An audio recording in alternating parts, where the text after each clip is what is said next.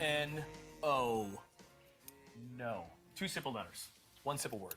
But why is it sometimes difficult to say to people? For many of us, saying no, yeah, there's some guilt there. But why does it have to be? It doesn't have to be. Joining us this morning with more is leadership coach Kendra Reddy.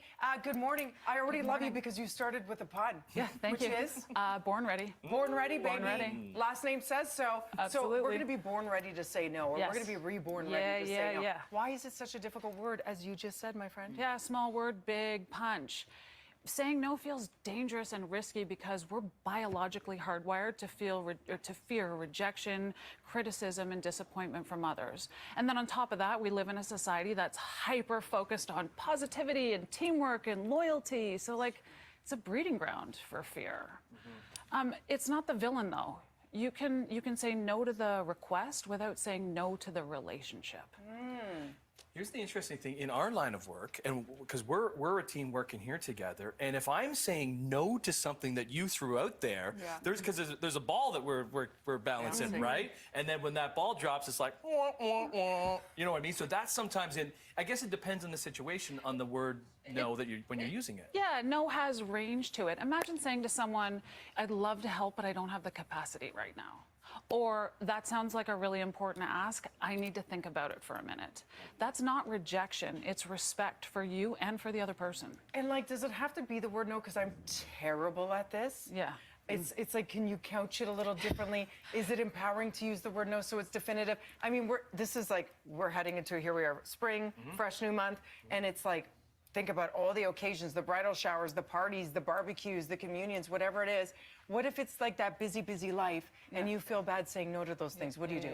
I think the most common mistake, it's not no that's the issue. It's that charged, potent silence that comes right afterwards.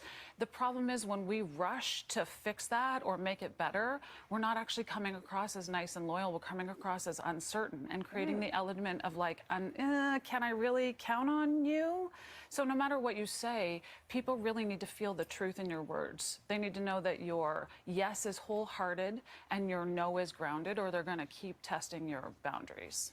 Is there something courageous in saying no? There is something courageous, yeah. I think when you're willing to say no and then stand in the silence, let that silence be a reflection of your courage and your strength. That's a leadership skill. Okay, so talk us through it. Like, I always love a concrete example. So, hey, Kendra, I'm having this little, like, dinner on Saturday. Can you come? How do you say no? Yeah, okay, there's a couple ways you can say it. First of all, I'd say if you're managing and you're already thinking, oh my gosh, summer's here, or it's just around the corner, there's so much, start early. You want to have those conversations that are thoughtfully planned and when the heat, no pun intended, is low. But you could say, you know, listen, wanted to give you the heads up. We're doing summer a little different this year, so I don't want you to be disappointed. I'm not going to be able to come to everything. Do you see what she did with that brilliant boundary right off the top? Yeah. Doing summer a little bit different. So you just laid out the groundwork for the next few months, not just the Saturday. Setting expectations. Also, here's another one. I wish I could clone myself, but I can't. I can't make the barbecue. I can't come to the cottage. It's a no. Because sometimes it's not that you have something else, because they're like, well, what else are you doing? It's that maybe you're burnt out. Yes. Maybe you were really looking forward to that Saturday just staying in your pajamas. Exactly. And how do you protect your peace that way? It doesn't have to be that you have something else. Maybe that something else is self-care. Yes. It's not, no isn't an act of defiance. It's an act of spiritual alignment. You're actually, when you're saying no to something, you're saying yes to something else. Kids, no. Big word, used a lot as a parent tool. Yeah. Are we saying no too much to kids? When it comes to the kid interaction with no?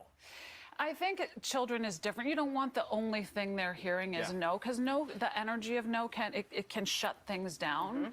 It can also be a not right now, not like this, not from me, not this way. Yeah. So you can, I think it's fair to expect some backlash from children or not, right? That's just as a parent that you tend to use it a lot. Like in you know, in the 20s, like you know, the peer pressure and all that, or maybe with, like you said, kids when you're friends with friend groups, or what if it's like I don't know, a work engagement, you feel the pressure and there is that backlash where they keep coming back and they don't take no for an answer. What do you do then? Yeah, I mean, that's going to happen, right? They wanted something from you. You said no. That's going to sting. Instead of rushing to fix it, allow them to have their reaction. That is part of the bigger process of repair. And so once they've processed it for a bit, then you can kind of try and call them back to the table and go, look, I know you don't like it. I'm still a no, but where do we go from here? Like, I appreciate you respecting my boundary. Now what? So no can actually be an invitation to move forward together. So you say to them, I appreciate you respecting my boundary, as in, even if you're not, I'm encouraging you. It's genius to respect my boundary. This is me creating a boundary. I don't need you to understand this. I just need you to respect it. Thank you. Yeah. Do people think that you're always going to say no to them? Do people think I'm always going to say no? Good question.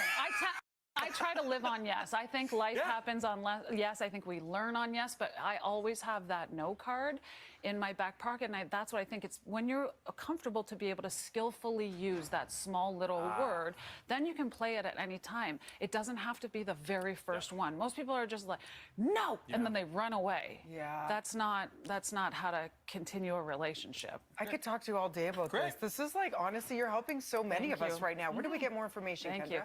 you. You can find me at KendraReady.com. I'm on Instagram. Kendra Ready's my handle across all the platforms. Hey, Kendra, will you come back and chat with us again I would someday? love to. We got a yes. Thank you. They're saying go to break. No. Yeah, we have to. Oh, we do. Oh, we do have to go to break. Oh, okay. Well.